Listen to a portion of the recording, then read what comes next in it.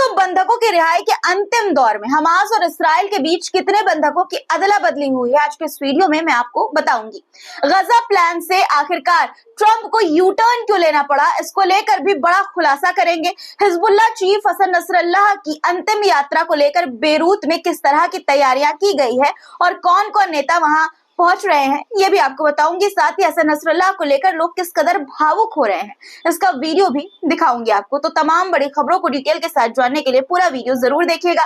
Video शुरू करने से पहले गुजारिश की लाइक वीडियो को जरूर कर दिया करिए, कमेंट में अपनी राय लिखा करिए और चैनल को सब्सक्राइब नहीं किया है तो कर लीजिए। चलिए अब शुरू करते हैं वीडियो। द लाइव टीवी, सच सबसे आगे। आदाब दोस्तों, मेरा नाम है मिसबा खान और आप मुझे द लाइव टीवी पर देख रहे हैं। सबसे पहले बात बंधकों की रिहाई की। हमास और इस्राइल के बीच सीजफायर डील के तहत बंधकों की अदला बदली हुई है। हमास ने जहां इस्राइल के 6 बंधकों को रिहा किया है, वहीं इस्राइल ने बदले में 602 फिलिस्तीनियों को छोड़ा है। रिहा होने वाले फिलिस्तीनी बंधकों में उम्र कैद काटने वाले 50 कैदी, लंबी सजा काट रहे 7 कैदी, 2011 में गिरफ्तार हुए 47 कैदी और जंग के दौरान गिरफ्तार हुए 445 कैदी शामिल हैं। गजा पट्टी के रफा शहर में बंधकों की अदला बदली हुई है। दोस्तों, इस मौके पर हथियारों से लैस फिलिस्तीनी मिलिशिया ग्रुप के सैकड़ों लड़ाके, नकाबपोश लड़ाके वहां पर मौजूद थे। इसराइल और हमास के बीच बंधकों की अदला बदली का ये 7वां दौर था और इसे अंतिम दौर भी कहा जा रहा है। सीजफायर के तहत हुई डील के मुताबिक 33 इसराइली यानी 33 इसराइली बंधकों के बदले तकरीबन 2000 फिलिस्तीनी बंधकों की रिहाई हुई है।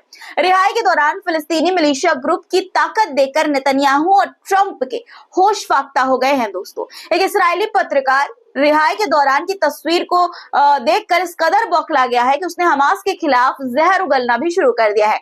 एक वीडियो शेयर की उसने और वीडियो को शेयर करते हुए लिखा कि रफा में रिहाई के दौरान सैकड़ों हमास के आतंकी तैनात थे। क्या इन्हें देखकर ऐसा लगता है कि वो अकाल या नरसंहार के शिकार थे?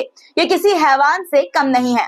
दोस्तों, हैवानियत का मतलब इसराइल न समझाए तो ही ज्यादा बेहतर होगा। फिलिस्तीन और लेबनान में इसराइली सैनिक किस कदर नरसंहार कर रहे हैं, ये पूरी दुनिया जानती है। दोनों जगहों पर इसराइली सैनिकों के हमलों में हजारों लोग मारे गए हैं, जबकि लाखों लोगों को विस्थापित होने के लिए मजबूर होना पड़ा, या कहे कि इसराइली सैनिकों ने कर दिया। गजा में अपनी जमीन, अपना घर होते हुए फिलिस्तीनी एक रिफ्यूजी की तरह टेंट में रहने को मजबूर है। कोई सुविधाएं नहीं है उनके पास। इसराइली हमले की वजह से उनका आशियाना बर्बाद हो चुका है। बुनियादी ढांचों को भी तबाह कर दिया गया है। गजा में पानी, बिजली दोनों की किल्लत है। घर, अस्पताल, school, shelter home, refugee camp, सड़क, कुछ भी इसराइल ने नहीं छोड़ा है। सब कुछ तहस नहस बर्बाद कर दिया है। इसराइली हमले में सब कुछ नस्तो नाबूद हो गया है। संयुक्त राष्ट्र की तमाम संस्थाओं को भी फिलिस्तीन छोड़ने पर मजबूर कर दिया गया। फिलिस्तीन और लेबनान में बेहिसाब तबाही मचाने के बाद इसराइल आज दुनिया को हैवानियत का मतलब समझा रहा है।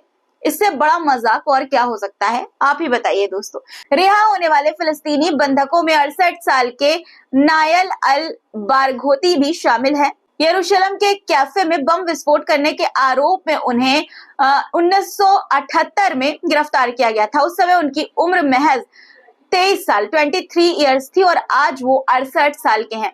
उन्होंने इस्राएली जेल में अपनी जिंदगी के 45 साल गुजार दिए हैं। फिलिस्तीनी बंधकों के इतिहास में इतने लंबे समय तक इस्राएली जेल में कोई नहीं रहा।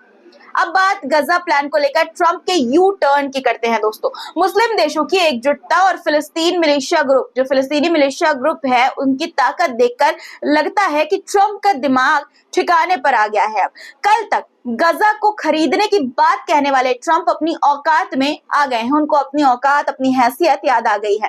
ट्रंप कह रहे हैं कि गजा खरीदने वाला बयान उनका सुझाव था, प्लान नहीं।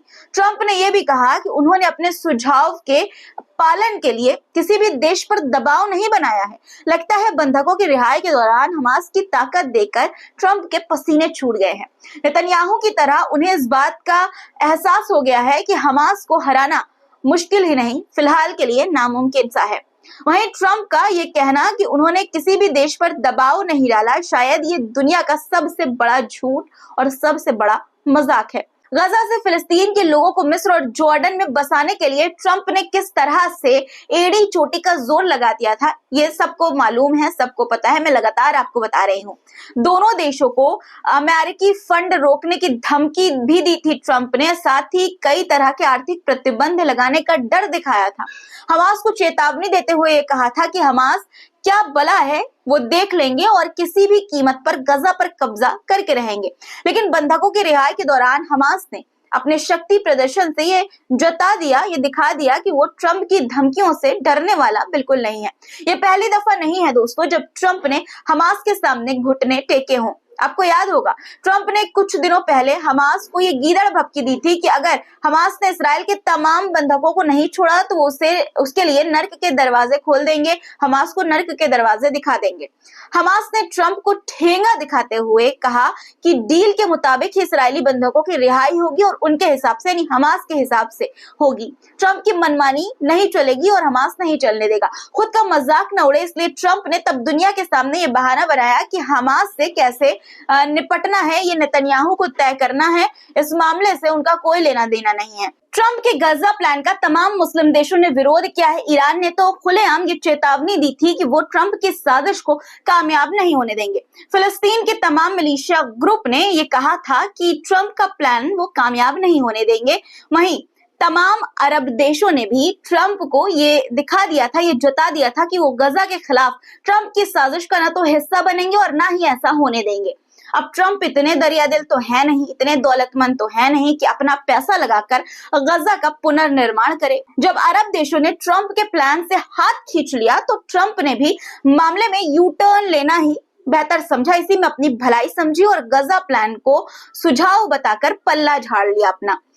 ट्रंप का ये फैसला नेतन्याहू के लिए बहुत बड़ा झटका है दोस्तों। नेतन्याहू ने ये सोचा था कि जो काम वो खुद ना कर सके ट्रंप वो काम कर देंगे। यही वजह है कि नेतन्याहू ने गजा खाली करने का जिम्मा ट्रंप को दे दिया था, जबकि खुद वेस्ट बैंक से फिलिस्तीनियों को विस्थापित करने की साजिश में जुटे हैं।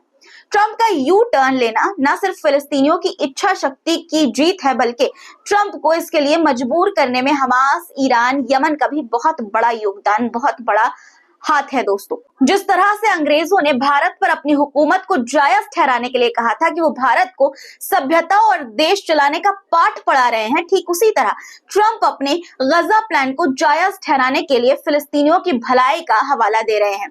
अमेरिका के विदेश मंत्री रूबियो ने ट्रंप के प्लान को जायज बताते हुए कहा कि ट्रंप तो फिलिस्तीनियों का भला सोच रहे थे, गजा का पुनर्निर्माण हो सके इसलिए उन्हें विस्थापित करने की योजना बना रहे थे ताकि अरब देशों की मदद से गजा का पुनर्निर्माण हो सके।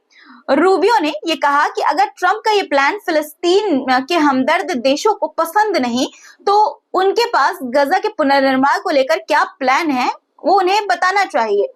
ट्रंप जी क्या आप पूरी दुनिया के ठेकेदार हैं? जो गजा में क्या करना है और क्या नहीं वो आपसे पूछ पूछ कर किया जाएगा। आप अपने देश की चिंता कीजिए, गजा की चिंता फिलिस्तीनियों पर छोड़ दीजिए। फिलिस्तीनियों का रहनुमा बनने का ढोंग मत कीजिए।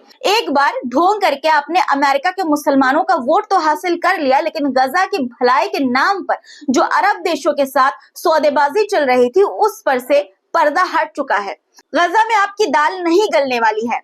जॉर्डन में ट्रंप के गजा प्लान के विरोध में वहां के लोगों ने जोरदार प्रदर्शन भी किया इस दौरान दोस्तों, जिसका वीडियो सामने आया है। वीडियो आपकी स्क्रीन पर आप देख सकते हैं। इस प्रदर्शन में सैकड़ों की संख्या में लोग पोस्टर बैनर के साथ शामिल हुए हैं और आजाद फिलिस्तीन का समर्थन किया है।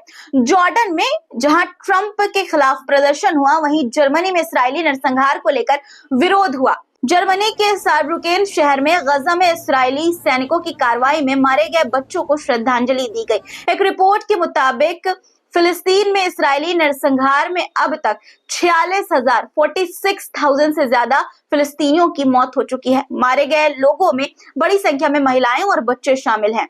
एक तरफ जहां नेतन्याहू के खिलाफ दुनिया भर से आवाज उठ रही है, वहीं फिलिस्तीनी प्राधिकरण यानी कि जो फिलिस्तीनी अथॉरिटी है अभी भी नेतन्याहू के तलवे चाट रहा है और नेतन्याहू की जी हुजूरों में फिलिस्तीनियों को आए दिन परेशान कर रहा है।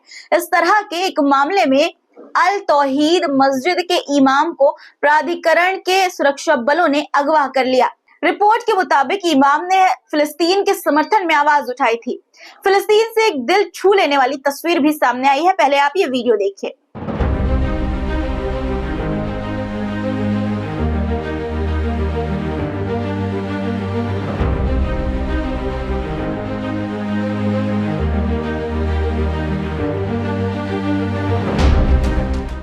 दक्षिणी गजा के खान यूनिस का ये वीडियो है। ये फिलिस्तीनी एक पैर से बुलडोजर चला रहा है और वहां मलबे को साफ कर रहा है। एक हादसे में वो अपना एक पैर गंवा चुका है, खो चुका है, लेकिन उसके हौसले में कमी बिल्कुल भी नहीं आई है। बता दें कि इस्राएली हमले की वजह से गजा में जहां तहां मलबा फैला हुआ है, यानी हर तरफ चारों तरफ मलबा ही मलबा है। खान यूनुस भी उन्हीं में से एक है। अब बात शहीद हसन नसरल्लाह की करते हैं। Hezbollah chief Syed Hassan Nasrallah की अंतिम यात्रा से पहले उनसे जुड़ा एक वीडियो सामने आया है। इस वीडियो में एक शख्स कई ज्वेलर्स को अंगूठी दिखा रहा है और इसकी कीमत बताने के लिए कह रहा है। एक ज्वेलर ने इस अंगूठी को पहचान लिया और कहा कि ये तो हसन नसरल्लाह की है, और ये बताने के बाद वो इस कदर भावुक हो गया कि उसकी आंखों में आंसू आ गया, आंखों से आंसू निकलने लगा। उसने कहा कि ये अंगूठी अनमोल है। इस वीडियो को शेयर करते हुए यूजर ने लिखा कि किसी की भावना का मोल नहीं लगाया जा सकता है। लेबनान की राजधानी बेरूत में होने वाली हसन नसरल्लाह की अंतिम यात्रा में 80 मुस्लिम देशों के प्रतिनिधि शामिल हो रहे हैं। नेल्सन मंडेला के बेटे मख्ताडो मंसेला भी शहीद हसन नसरल्लाह की अंतिम यात्रा में शामिल होने बेरूत पहुंचे हैं। उन्होंने कहा कि पश्चिमी देशों के साम्राज्यवाद के खिलाफ हसन नसरल्लाह की लड़ाई को हमेशा सम्मान के साथ याद किया जाएगा। एक रिपोर्ट के मुताबिक यमन से भी एक प्रतिनिधि मंडल हसन नसरल्लाह के शहादत कार्यक्रम में पहुंच रहा है। आज के लिए फिलहाल इतना ही दोस्तों। आज की खबरों पर आपकी क्या राय है कमेंट में जरूर लिखिएगा। चैनल को सब्सक्राइब नहीं किया है तो फटाफट सब्सक्राइब कर लीजिए, वीडियो को लाइक करके जाइएगा और ढेर सारा शेयर भी कीजिएगा। फिर मुलाकात होगी। खुदा हाफिज।